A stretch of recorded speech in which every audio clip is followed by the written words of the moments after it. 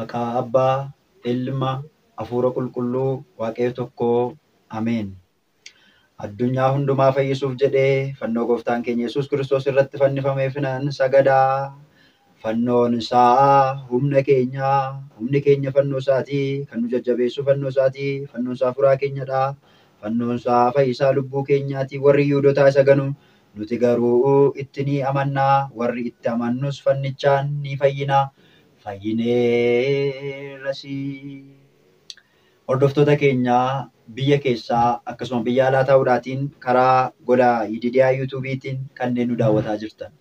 Bakka lafa jirtan hundumattiyyuu nageenya Waaqayyoo, nageenya Kiristoos isiniif haa baay'atu. Akkam jirtu, akkamiin sa'aatii kanaaf yeroo kana geessan. Waaqayyo Waaqni keenya sa'aatii kanaaf yeroo kanaan kan nu ga'e akka nuti isa galateeffannu, dubbii isaa akka nuti dubbannuudhaatiif kan nu fayyame. Galanni ulfinni teessoo isaa Ariyaam irratti isaa haa qaqqabu. Fannoon nuyi kiristaanaaf maal keenyadha? Nuyi warra kiristaana taaneetiif fannoon Kiristoosidha. Nuuf maal keenya? Maaliif mormatti kaawwanna? Sababni isaa maalidha? Maaliifis jaallanna? Akkamittis immoo fannoo jaallanna?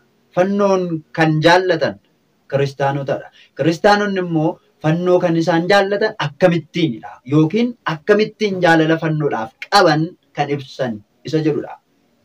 Kanaaf jalqabaatii hanga xumuraatti Waaqayyo akka nu barsiisuudhaatiif, akka nu gorsu, tolaatiif eeyyamaa Waaqayyo keenyaa nuuf haa ta'u. Isinis hordoftoota keenya viidiyoon kun isin qofa otoo hin taane addunyaa hundumaarra akka naanna'uudhaaf viidiyoo kana bakka hundumaa akka ga'uutiif hiriyoota keessaniitiif sheerii akka taasistan dursee kabajaanan isin gaafadha.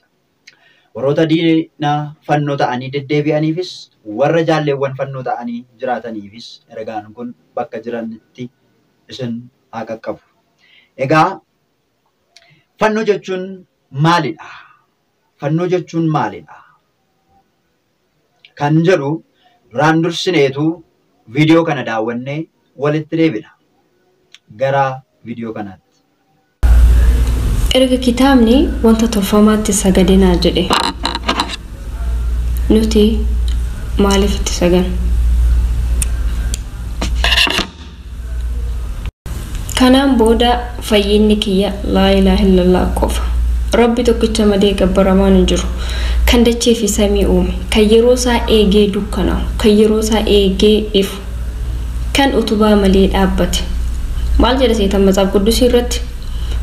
Fakkii dhiiras ta'e akka fakkii dubartiitti, akka qurxummiis ta'e akka bineensatti kaastanii itti sagadinaa jedhu. Nuti kiristaanonni erga kitaabni wanta harkaan hojjetametti sagadinaa jedha jechaa fidanii siilota ilmi namaa dhaloonni amma harkaan kaasee gabaatti gurguru maatti nu agarsiisu qeesonni. Kanaaf ani kanaan booda du'aa godha obboleewwan koo gaafa jimaata sagantaan kee. Egaa akkuma agartan viidiyoo gubbaa irratti fakkeessuudhaatiif hoolota fakkaatanii warroota deddeebi'aatiin dura warra duuka buutuu Kiristoosin fakkaatanii jiraataa warra turan yeroon isaa gaafa ga'u keenya akka hin taane gaafa ittiin mirkaneessan ragaa isaan ittiin agarsiisanidha. Ammas taanaan bor yoomiyyuu hubachuu kan nuti qabnu fannoo morma irratti kan hidhatu kiristaana qofaadha. Sababiin isaa immoo ragaa warra kiristaanotatti amanee waan ta'eedhaatiif. Warri Kiristoositti hin amanne mormi isaanii duwwaadha. Kiristoositti kan hin amanne mormi isaanii duwwaadha. Warri Kiristoositti amanan garuu mallattoon isaa fannoo morma isaanii irraatii qabu. Fannoo morma isaanii irraatii kan qabanidha. Sababiin isaa nama mitiiti horiin illee gurguraaf gaafa gabaa baatu kan gurguramtuuf kan hin gurguramne kan ittiin adda baatu mallattoodhaan. Harreen gaafa gurguramuudhaaf gabaa baatu morma ishee gubbaa irratti mallattoo qabdi. Mallattoo qabdi jecha. Maal ta'uuf gurguramuudhaaf gara gabaa kan deemtu. Kanaafiyyuu kiristaanaaf kiristaana kan hin taane yookiin Kiristoositti kan amaniidhaaf kan hin amanne mallattoo ittiin gargar ba'u qabu. Akkas jechuunis kiristaanonni fannoo morma isaanii irraa qabu jechuun Kiristoositti warra amananidha jecha. Fannoo morma irraa warri qaban warra Kiristoositti amananidha. Warri Kiristoositti hin amanne garuu morma isaanii duwwaa. Kanaatiif miidhaginaaf bareedina morma duwwaa ta'uutiif mormarraatii fannoo qabaachuu gaafan isinii kaasu muka guddaa kan ta'e yookiin birbirsa ta'uu danda'a yookiin qilxuu ta'uu danda'a. Mukoota gurguddaa jiran yoo fudhattan yoo irraatii dameen isaa irraa maaxame dameen isaa yoo irraatii cirame baala yoo hin qabne akkam akka inni fakkaatu. Kan damee qabu baala kan qabu garuu simboo akkamii akka inni qabaatu isinii fanniisa. Kanaaf iyyuu warri morma isaaniirraati mallattoo fannoo warri ofirraati ciran muka dameen isaa irraa cirame yookiin baala kan hin qabne wajjiniin walitti fakkeeffamu. Muki damee hin qabne namni jalatti hin dhiyeessu, jala hin taa'u, gaaddisa hin taasifatu. Akkasumadha warri fannoo morma isaaniirraa kutan abdii hin qaban jecha, gaaddisa hin qaban, surraa hin qabani, simboo hin qabanii jechaadha hiikkaan isaa. Akka nuti simboo hin dhabneedhaaf Waaqayyo nu haa gargaaru. Warra simboo dhabanii jiran, warra ulfina dhabanii jiran, warra kabaja dhabanii jiran immoo kabaja isaanii jalqabaa, ulfina isaanii jalqabaa, surraa isaanii, simboo isaanii isa jalqabaatti akka deebi'an yama Waaqayyoodhaa haa ta'u. Duraan dursa garuu fannoon maalidha? Hiikkaan fannoo maali? Fannoo jechuun maalidha? Isa jedhu jalqaba irratti beekuun baay'ee barbaachisaadha. Kanaaf hiikkaan fannoodhaa inni guddaan rakkoo simachuu yommuu ta'u, inni biraan immoo ragaa bahuu jecha. Fannoo jechuun tokko rakkoo simachuudha. Lammaffaan immoo ragaa bahuu jecha. Namni fannoo morma isaa irraatii qabu tokko rakkoo kan simatudha. Dhiphina kan simatu jecha. Inni lammaffaan immoo ragaa ba'umsa. Ragaa ba'umsa kan dhiphinaatiif ragaa kan ittiin ba'amu jecha.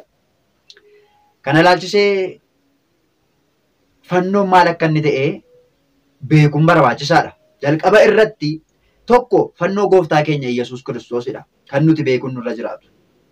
Rakkoowwan gooftaan biyya lafaa irratti gidirfamaa ture dhiphataa kan inni ittiin ture sana warra Yihuudootaa harkatti dhiphinaaf gidiraa inni argaa ture sana kan nuti ittiin yaadannudha.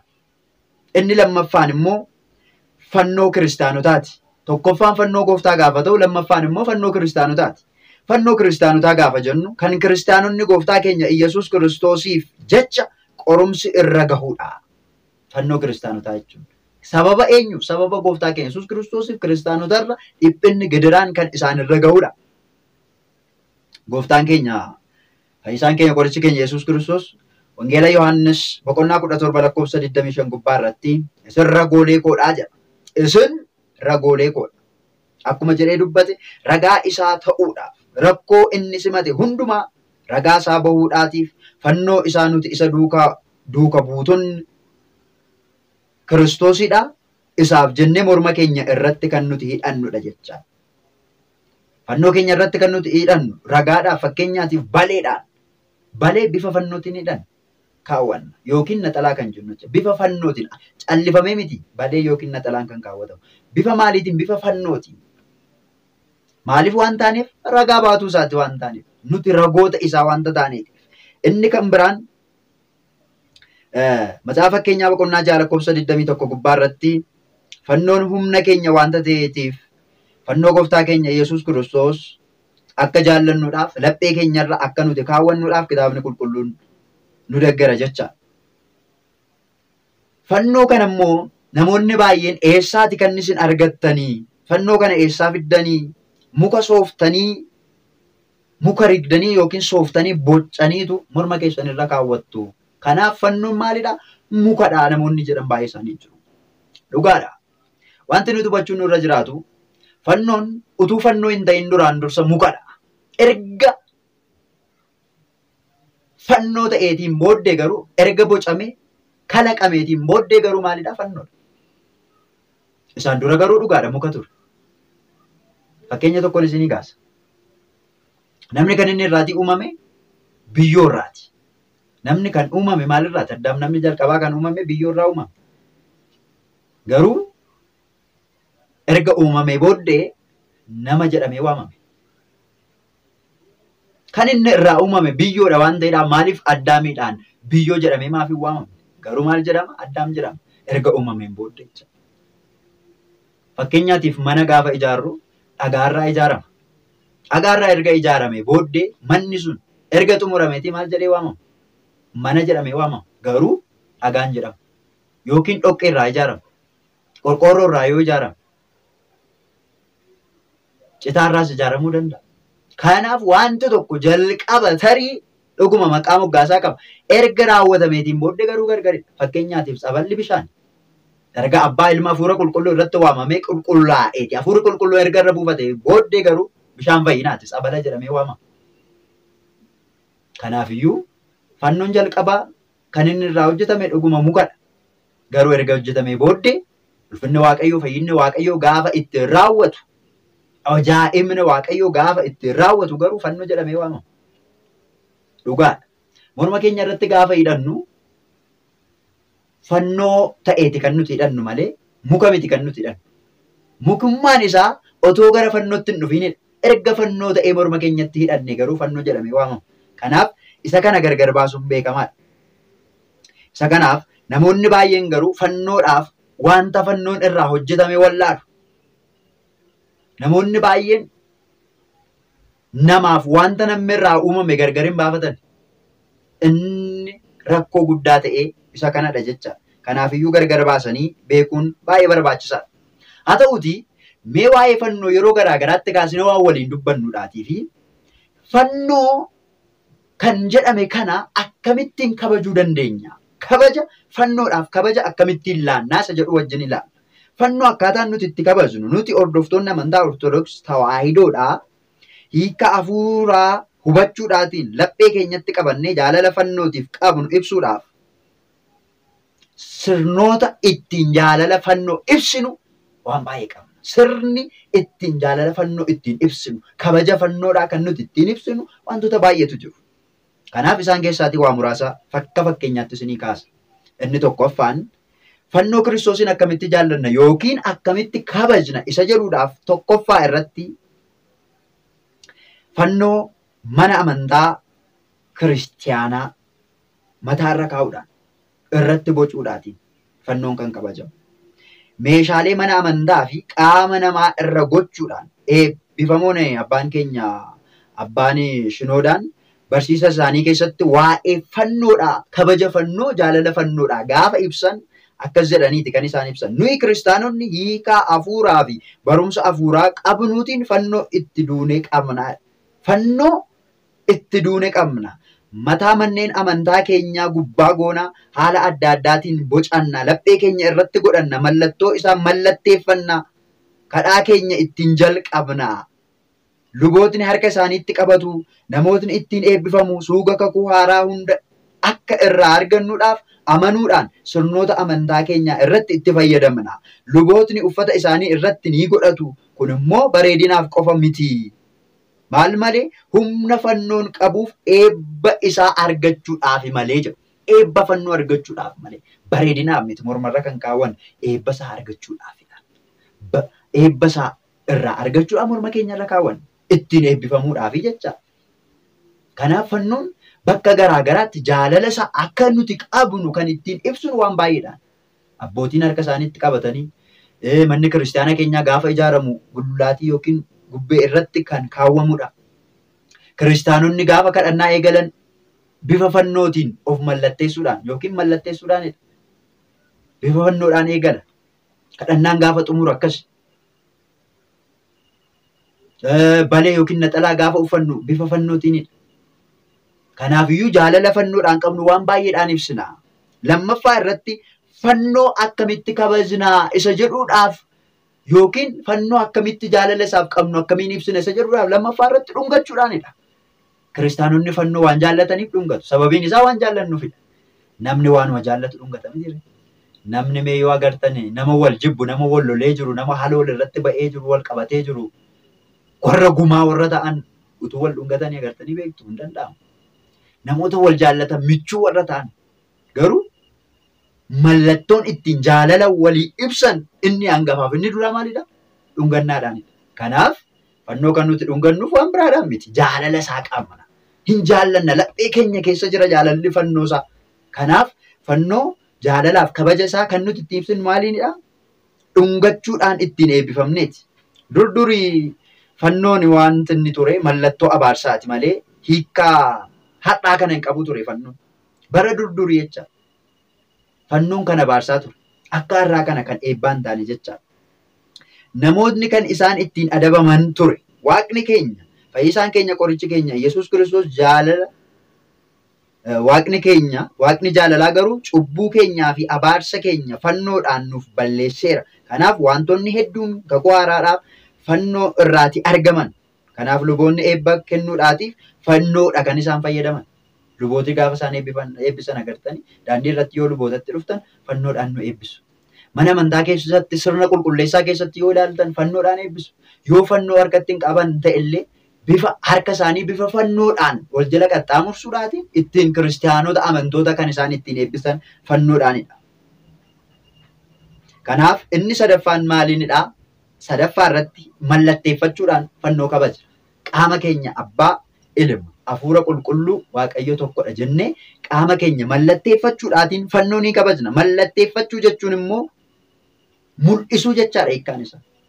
Mul'isuu kunis immoo quba harka keenya warra duraa sadan mallattoo fannoo uumuudhaan gubbaadhaa gara hanga gadiitti bitaatii gara mirgaatti deebisuudhaan yookiin gochuudhaan mallatteeffannaa akkasiiti jecha. Maqaa abbaa, ilma, hafuura qulqulluu waaqayyo tokko ameen. Harka keenya adda keenyarraa gara laphee keenyaatti fiduudhaan fiduun keenya fakkeenya akka inni qabu jecha. Abbaa, ilma, hafuura qulqulluu waaqa tokko ameen. Hiikkaan isaa akkas. Tartiibi isaa jecha. Abbaan ilmi Kiristoos Yesuus samiirraa gadi bu'ee gadameessa dubroo Maariyaam keessa bulee bitaadhaa gara mirgaa nu kaa'ee ol samiitti deebi'ee jechaadha. Kiristoos samiirraa gadi bu'ee gadameessa dubroo Maariyaamii keessa bulee dukkana keessaa nu baasee ifa keessa nu kaa'ee ol samiitti deebi'ee. Kiristoos samiirraa gadi bu'ee gadameessa dubroo Maariyaamiin keessa bulee gabrummaa keessaa nu baasee bilisummaa nu kennee gara samiitti ol ba'e. Bitaa jechuun gabrummaa jechaadha. Bitamuu jecha. Mirga jechuun immoo aangoo qabaachuu jecha. Mirga argachuu jecha. Kanaaf diina keenya kan ta'e ari'ataa Addaamiif ijoollee Addaamii seexana irratti aboo akka nuti qabaannu aboo nu kenne deemcha. Isa dura bitaa turre. Bitamaa isa turre sana mirga ittiin bitnu nu kenne jecha. Kanaaf hiika akkasii akka inni qabu. Mallatteeffachuun fannoo jaalala qabnu mul'isuudha jecha. Waa'ee fannoo mul'isu. Waa'ee Kiristoosiin lallabuu jechaadha hiikkaan isaa. Gaafa qaama keenya mallatteessinu akkasuma miti. Kiristoostu samiirraa gadi bu'ee gadameessa dubroo Maariyaamiin keessa bulee dukkana keessaa nu baasee mirga keessa nu kaa'ee gara samiitti ol deebi'ee jechuu keenya. Hiikkaa akkasii akka inni qabu. Inni kan biraan fannoo akkamitti kabajnaa, akkamitti ulfina isaaf laanna isa jedhuudhaatiif fannoodhaaf sagaduudhaaf bitamuudhaaf nuyi ortodoksonni fannoodhaaf maal goonaa ni saganna. Fannoodhaaf ni saganna. Fannoodhaaf ni saganna. Kan sagannuuf immoo hiikkaan fannoo waan lama waan qabuufidha. Fannoon hiikkaa lama waan qabuuf. Tokkoffaa fannoon mallattoo yaadannoo gidiraa gooftaa keenya Yesuus Kiristoosiin waan ta'eef saganni goonu garuu fannoon sun waaqa jennee osoo hin taane waaqa keenyaaf rakkoo fi gidiraa isarra gahaa ture sana yaadachuudhaatiin fannoo isaa jalatti kufnee sagannaaf. Kiristoos gidiraasaa, ba'aasaa, dhiphinasaa sana fannoo irratti kan inni arge sana yaadachuudhaan fannoo sana jalatti kan nuti sagannuuf kanaaf malee waan biraatiin miti. Inni lammaffaan fannoon meeshaalee sirna waaqeffannaa amantii keenyaa keessaa kabajaa fi qulqullaa'aa wanta ta'eedhaatiif mi'a qulqullinaa, mi'a kabajaa waan ta'eedhaaf fannoodhaaf maal goona kabaja laannaaf, ulfina laannaaf. Namoota gurguddaan agarre. Namoota gurguddaadha jedhaman aangoo gurguddaa warra qaban gadi jennee fi akkam jirtu nagaa keessanii lafa teenya ol kaaneetu kabaja namaatiif jecha. Kanaaf fannoo jechuun Kiristoos Yesuus irratti fannifamuudhaan gidiraaf dhiphina hedduu keessa darbee kan ittiin nu fayyise waan ta'eedhaatiif fannoodhaaf maal kenninaa kabaja laannaafi fannoodhaaf ulfina laannaafi.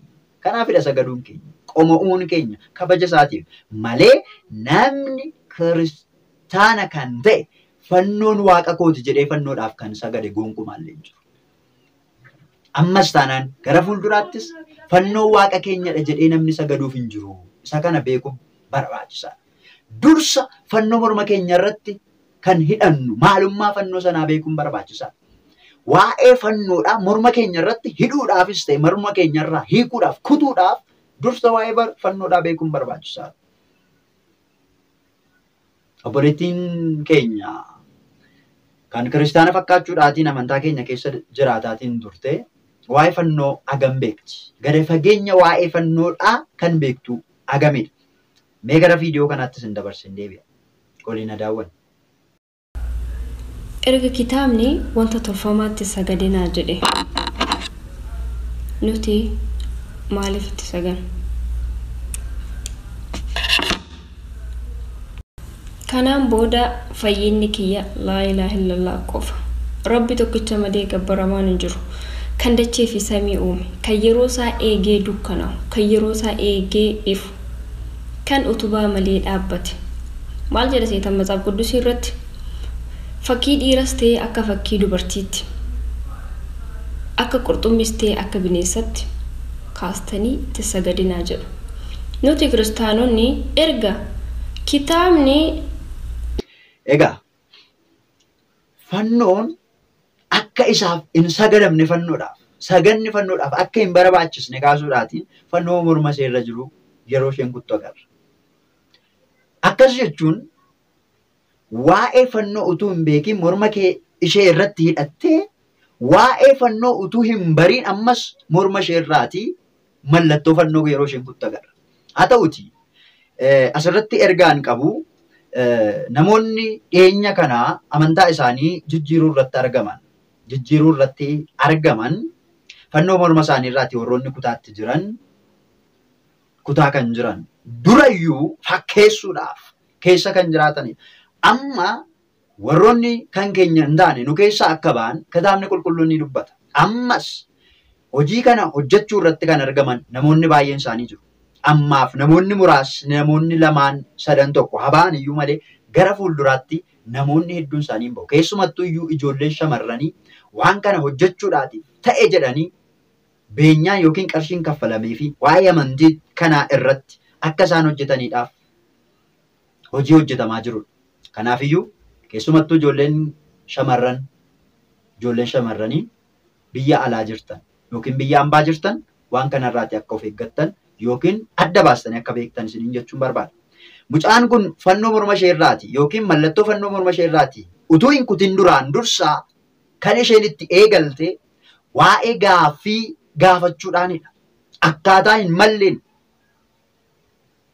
gaaffii gaafachuudhaan eegalte. Yeroo gaaffii gaafattu akkamittiin gaaffii akkasittiin gaafatti mucaan kuni namoota gaaffii gaafattu dhabdee hoo jedhamee gaaffiin gaafa gaafatamu namoonni baay'een maal jedhaa turanii? Sirriidha. Gaaffiin ishee sirriidha. Gaafachuu qabdii jedhaa turan. Har'a gaafa isheen fannoo mormarraa kuttu garuu wanta dubbatan kan dhaban namoota baay'eetu jiru. Gaafa gaafannu gaaffiin akkaataa ittiin gaafannu qabna. Gaaffii gaafatanii kan deebisuuf garuu eenyudha? Warroota amantaa biraa kan ta'anidha. Amantaa biraatu deebii deebisaaf. Kanaaf wantoota baay'eetu jiru. Haa ta'uutii koomentii gaaffii isheen gaafattuu jalatti namoonni gaafa gammachuu isaanii ibsan gaafa isheen fannoo ofirraati kuttuu namoonni jalatti miiseejii jalaa barreessan barreeffama hedduu isaanii ni argina. Tarii isinis arguu dandeessu. Kanaaf namoonni tokko welcome back jedhaniifaa miiseejii gaafa barreessantu jiru. Welcome back. Akkas jechuun gara iddoo jalqabaa sanatti baga nagaadhaan deebitee kanneen ittiin jedhantu jiru. Welcome back. Nuti callisneeti. Kan nuti dubbannu, kan nuti dubbisnus, kan barreessinus ta'uu danda'a. Kanaaf iyyuu wanti tokko gaafa ta'u hojii koo jedhaatii xiinxalaa ilaala. Akkas jechuun kanaan dura wanta akka isheen hojjettuudhaaf itti kennametu jira jecha gara amantaa kanaatti dhuftee akka isheen gaaffii gaafattuudhaatiif amantaa kana namoota baay'ee akka burjaajessituudhaatiif hojiin itti kenname jira. Hojii manaa sana gaafa isheen xumurtee jettu morma ishee irratti fannoo gaafa isheen ofirraa kuttee jettu welcome back ittiin jedhanii simataa turan. Bakka kee isa duraa sanatti baga nagaadhaan deebite. Bakka kee isa duraa sanatti baga nagaadhaan dhufte jechaadha. Kanaaf iyyuu adda baasnee beekuun baay'ee barbaachisaadha. Yoo kanarraatii hafee waa'ee fannoo beekuu miti, kiristaana ta'uu miti, maalummaa keenya iyyuu kan itti dagannu ta'a jechaadha. Maalummaa keenya kan itti dagannu ta'a. Akkas jedhee jira qulqulluun abbaan keenya Phaawulos saba warra Qorontosiitiif ergaa isaa gaafa barreessu Qorontos isa jalqaba boqonnaa 1:18 irratti maal jedha seetan? Waa'ee fannifamuu Kiristoosiin dubbachuun warra karaa badiisaa irra jiraniif gowwummaadha. Nuyi warra karaa fayyinaa irra jiruuf garuu inni humna Waaqayyooti. Nuyi warra itti amanee jiruutiif fannoon Kiristoos nuuf humna keenyadha. Warra itti namanne, warra daandii badiisaa irra jiru, warra badaatti jiran, warra ofii badanii nama balleessaniif garuu gowwummaadha. Kanaaf iyyuu fannoo Kiristoosiin nuti gowwummaadhaan otoo hin taane humna keenya akka inni ta'etti abdanna. Sababiin isaa daandii fayyinaa irra jira.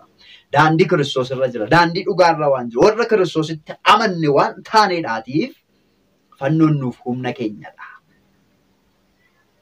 Warra daandii badiisaa irra jiran, warra badaatti jiraniif garuu gowwummaadha. Warri gowwaa ta'an immoo morma isaanii irraa ciranii gataatti jiru. Kanaaf iyyuu fannoo waa'ee fannoo adda baasanii beekuun baay'ee barbaachisaadha. Laphee ittiin adda baasnu, laphee ittiin hubannu, laphee hubannaa Waaqayyoon keenyaaf haa kennu. Fannoon hiikaa qabu keessaatii karaa lamaan humni isaa ibsamuu ni danda'a. Tokkoffaan fannoon cubbuu keenyaa fi rakkoo cubbuu keenyaatiif du'a nutti dhufeetiif gidiraa gooftaa keenyaatiif fannifamuu fi du'uu gooftaa keenya akkasumas du'aa fi dhufaatii isaa abdii du'aa kaanee murtii fudhachuu keenyaatii fi wantoota kana waliin kan wal qabatan fannoo bakka bu'uudha. Akkasumaatiin miti jecha. Yommuu kana yaadannu immoo yeroo hundaayyuu wanta addunyaa kana irra jiran hunda caala kan akka jaalala gooftaa keenyaa akka hin jirre akka yaadannu kan nu taasisudha. Yommuu qoramnullee fannoo isaa yaadachuun keenyaan qofaa abdii guutuu arganna. Kanaafidha fannoon humna keenyadha kan jennu. Gaafa qoramnu dhiphinni gaafa nurra ga'u fannoo gooftaa yaadachuu keenyaatiin gaafa dhiphannee jennu fannoo gooftaatiin yaadannee gaafa of mallatteessuun boqonnaa arganna. Gammachuu arganna. Maaliif? Humna keenyadha. Ittiin kan diina moonudha. Diina kan ittiin qolannudha waan ta'eedhaatiif. Eebbifamoon abbaan keenya Abuna Shinoodaan barsiisa isaanii keessatti waa'ee ayyaana fannoodhaa akkas jedhanii dubbatan. Mallattoo fannootiin hafuuronni hamaan hundi akka isaan sodaatan ni argina.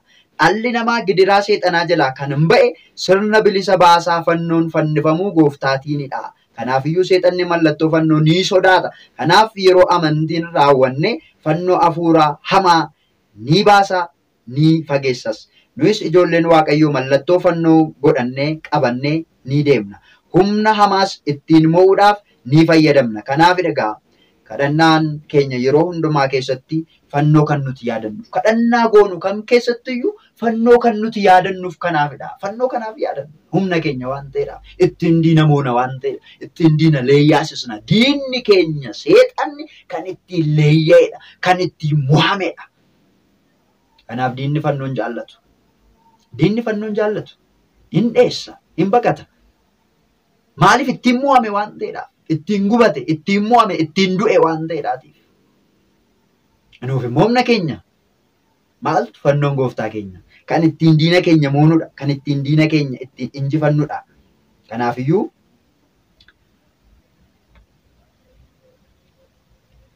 kanaaf fannoo gooftaa keenya Yesuus Kiristoosiin ni jaallannaa, ni kabajna. Fannoon mallattoo fayyinaa ta'uusaa kan ittiin mirkanaa'e macaafa kakuu moofaa osoo hin taane kakuu haaraa keessattidha.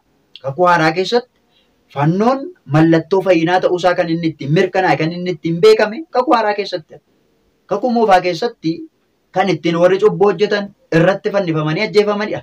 Gooftaan keenya Yesuus Kiristoos balleessaa keenya, gidiraa keenya, balleessaa Addaamiif sanyii isaa kan inni qabu sana bakka Addaamiin bu'uudhaatiin ofii isaatiif kan fannifame, fannoo irratti kan fannifame. Silaa kan badii qabu eenyudha? Addaamiin ture. Kan fannifamu Addaami. Kiristoos immoo balleessaa Addaam baachuudhaaf, ba'aasaa baachuuf wanta dhufeedhaaf gara addunyaa kanaatti fannoo irratti fannifame.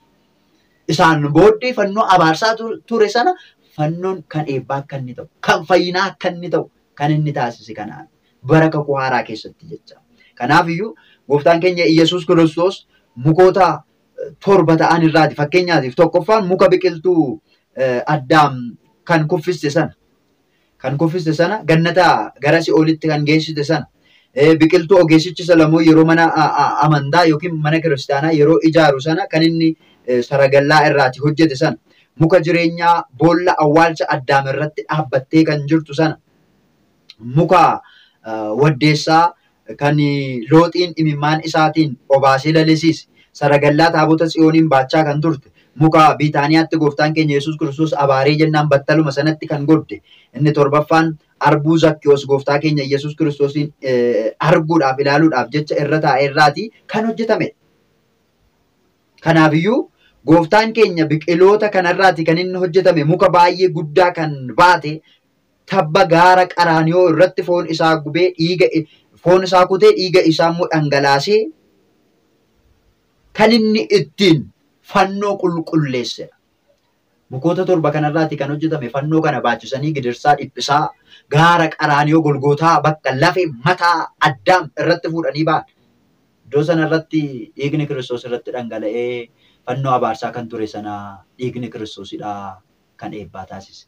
Fannoon kan abaarsaa ture sun kan du'aa ture sun fannoon qulqulluu ta'e dhiiga Kiristoos waan irratti dhangala'eedhaatiif fannoon humna keenyadha. Fannoon ittiin of jaja keenya warroonni Yihuudoota ta'an ni ganu nuti garuu itti ni amanna. Nuti maal goona? Nuti garuu itti ni amanna. Barumsa waa'ee fannoo gooftaa keenya Yesuus Kiristoos barsiise kabajnii fi galanni bara baraan isaaf haa ta'uti. Gooftaan keenya Yesuus Kiristoos waa'ee fannoodhaa kitaaba qulqulluu keessatti iddoo baay'eetti dubbatee jira ofii isaati. Kanaafiyyuu fannoo baatee kan na duukaa hin buune kan koo ta'uu hin danda'u.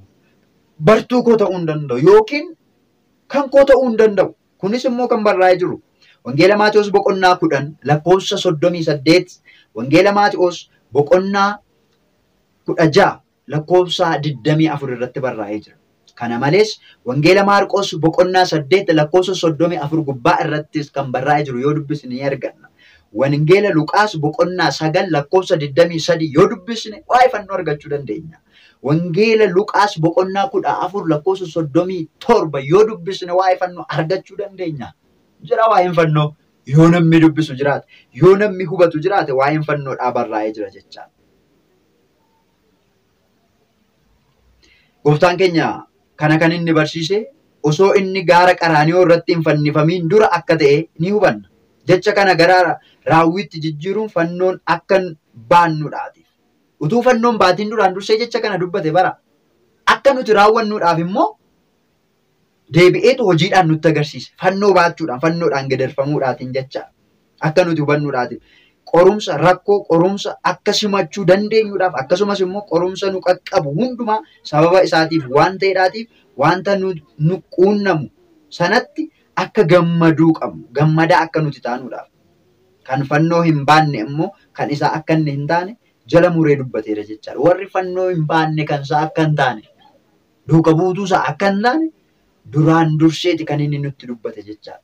Isa kanaatiif kana beekuun baay'ee barbaachisaadha. Warri fannoo baatan duuka buutuu Kiristoos. Warra Kiristoosiin faana bu'an isaantu fannoo baata. Duuka buutuu isaa waan ta'aniif fannoo morma keenyarra kan kaawwanneef kanaaf. Warri fannoo baatan irratti immoo gidiraatu jira, dhiphinatu jira, ari'atamuu jira, jibbamuu jira, ajjeefamuutu jira. Waannuman Kiristoos irraati kan nuti baranne kanadha.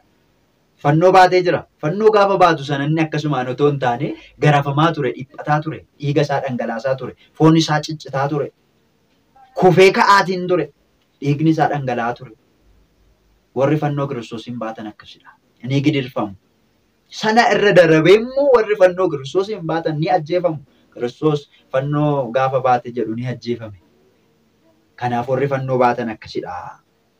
Wangeela Maatewos boqonnaa 20 lakkoofsa 18 gubbaa irratti fannoo yommuu jennu immoo rakkoo kana hundumaa ofitti kan qabatudha jechaadha. Rakkina kana hundumaa kan simate fannoo akka inni ta'edha. Guyyaa lamaan booda Faasikaan akka jiru beektu. Ilmi namaa akka fannifamuuf dabarfamees ni kennama. Wangeela Maatewos 26 irratti fannoo waan baatee jiruuf jechaadha. Kanaatiif waa'ee fannoodhaa beekuun barbaachisaadha.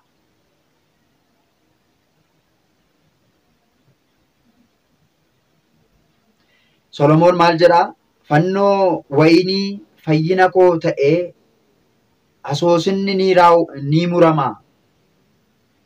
Golgootaattis immoo ni dhaabbataa jedha. Kana jechuun isaa ni raawwatame jecha. Qorichummaan fannoo Kiristoos ni mul'ate. Yeroo gooftaan fannoo baatee kufee ka'aa jiru sanatti namoonni baay'een isaanii gooftaa duukaa adeemanii boo'aa turan. Dargaggoota rakkoo yookiin qorumsa yookaan immoo dhiphina ta'aa turan. Adda addummaan Simoon Qaareenaa fi keenya inni dirqisiifame yommuu fannoo baatu, nuti garuu itti dhimminee kaayyoo keenya jennee hirmaataa Kiristoos ta'uudhaatiif fedhii keenyaatiin kan baanne gooftaa keenya, fayyisaa keenya, qoricha keenya Iyyasuus Kiristoos duukaa akka buunedha. Isa faana akka buunedha. Fannoo koo baatee kan na duukaa bu'u, kan na duukaa hin buune duuka bu'uutuu koo ta'uu hin danda'u jedhee akkuma inni dubbate, nutis duuka buutuu isaa akka taanuudhaatiif fannoo Kiristoos hin baannee isa faana deemuun akka nu barbaachisudha. Isa dirqiidhaan humnaan baatan otoo hin taane isa faana bu'uudhaatiif ragaa ittiin agarsiisan. Fannoo isaa baachuudhaan jaalalaan jechaadha. Kanaatiif egaa waa'ee fannoodhaa maal akka inni ta'e, maaliifis morma keenya irratti akka hidhannu duraan dursuudhaan beekuun baay'ee barbaachisaadha. Rakkoo inni guddaan waa'ee fannoodhaa beekuu dhabuurraa kan ka'e morma isaaniirraa fannoo kutu. Maal jedha? Tokkoffaa Qorontos boqonnaa 1:2 irratti nutis kan nuuf fannifame Kiristoosiin lallabna. Nuti isa nuuf fannifame eenyuun? Kiristoosiin lallabna. Kiristoos isa fannifame. Maaliin? Fannoo isaa baachuudhaan, fannoo isaa godhachuudhaatiin Kiristoosiin kan nuti lallabnu jecha. Waa'ee fannoo Kiristoos ibsuu isaattidha jecha. Fannoon bultoo Waaqayyoo kan inni ittiin seexana qaanessedha. Humna dandeettii seexanaa harkaa kan barbadaa'e waan ta'eedhaatiif namni humna fannoo hin fudhanne namummaan isaa kan shakkisiisudha. Macaafni kan fannoo irratti fannifame hunduu kan abaarame haa ta'u jedha. Waan ta'eedhaaf abaarsa horiiti yookiin addaan fannifamee nurraati kan barbadeessu. Isa addaan fannifamuudhaa qabu Kiristoos fannifamee balleessaa keenya, cubbuu keenya isa darbaan darbii cubbuudhaa laakisan kan ittiin nurraa barbadeessedha. Galaatiyaa boqonnaa 3:12. Kanaafiyyuu fannoon nuuf maalidhaa? Humna keenyadha. Egaa haa ta'uyyuu maleessaa waa'ee fannoo Kiristoosiitiif qofa akka godaannee jedha Galaatiyaa boqonnaa 5:12. Waa'ee fannoo gooftaa keenya Iyyasuus Kiristoosiitiif jecha akka godaanaatiin akka turan bartoonni gaafa dubbatan. Kanaafiyyuu fannoon kan ittiin of jajnu, kabajnu, humna keenyadha jennee kan ittiin nuti waamnu fannoon hundee nageenyaatidha. Seexanni kan ittiin injifatamedha. Qulqulluun Phaawulos irra deebi'uudhaatiin ergaa isaa irratti Qolaasiyaas boqonnaa 2:14, Efesoon boqonnaa 2:16 gubbaa irratti dubbateetiin jira. Kanaatiif iyyuu nuti fannoo gooftaa keenya, fayyisaa keenya, qoricha keenya Iyyasuus Kiristoositti maal goonaa ni abdanna jechaadha. Addunyaa hundumaa fayyisuudhaaf jedhee fannoo gooftaan keenya Iyyasuus Kiristoos irratti fannifameef ni sagannaa. Fannoon humna keenyadhaa. Humni keenya fannoo isaatii. Kan nu jajjabeessu fannoo isaatii. Fannoon isaa furaa keenyadhaa. Fannoon isaa fayyisaa lubbuu keenyaati. Warri Yihuudootaa ni ganuu, nuti garuu itti amannaa. Warri itti amannu fannichaan ni fayyinaa, fayyinee irras. Kan nu barsiiseef kan nu gorsu Waaqayyo Waaqni keenya maqaan isaa kan galateeffameef kan ulfaatee nuuf haa ta'u. Jaalala fannoo isaa qabaannee akka jiraannuudhaaf, jaalalli fannoo isaatii laphee keenya irratti akka chaappa'uudhaatiif eeyyamaaf tola Waaqayyo keenyaa nuuf haa ta'u. Jaalalli Waaqayyoo Abbaa, arjummaan Waaqayyoodhaa, araarsummaa dubaroo Maariyaamii, eegumsi ergamoota Waaqayyoo, suuginni wareegamtootaa hunduma keenyarrayyuu oolee kan bulee nuuf haa ta'u. Ergaa kana hundumaa obboloota keessaniidhaaf akka gumaachitan, hundumtuu akka dhaggeeffatu, barnoota kan biraatiinis deebinee hanga wal agarrutti nagaa keessaniin tura. Guyyaa kan biraa barnoota biraatiin wal agarra. Hanga sanatti nagaa ta'aa, fayyaa ta'aa. ulfaadhaa horaa bulaa deebanaa. Didiada galani Kenya ulfina satif kane undi Kenya wakajiratu nada berse wetu afura